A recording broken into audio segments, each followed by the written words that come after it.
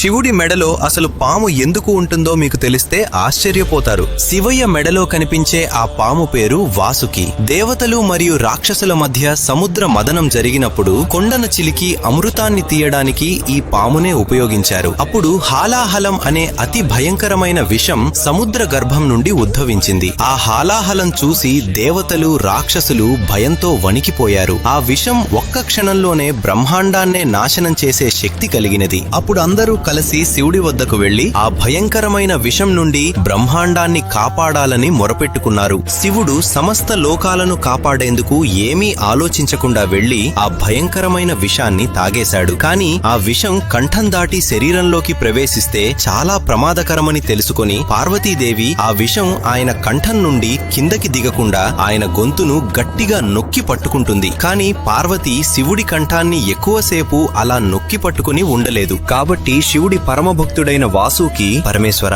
నేను మీ మెడను చుట్టుకుని ఈ విషం కిందికి దిగకుండా ఆపుతాను, అంతేకాదు మీ మెడలో అలంకారంగా మీతోనే ఉండిపోతాను అని వేడుకున్నాడు. శివుడు చిరునవ్వుతో అంగీకరించాడు. అప్పటి నుంచే వాసుకి శివయ్య మెడలో శాశ్వతంగా నిలిచిపోయాడు. ఫ్రెండ్స్, శివయ్య ఆశీస్సుల కోసం అందరూ ఓం నమః శివాయ అని కామెంట్ చేయండి.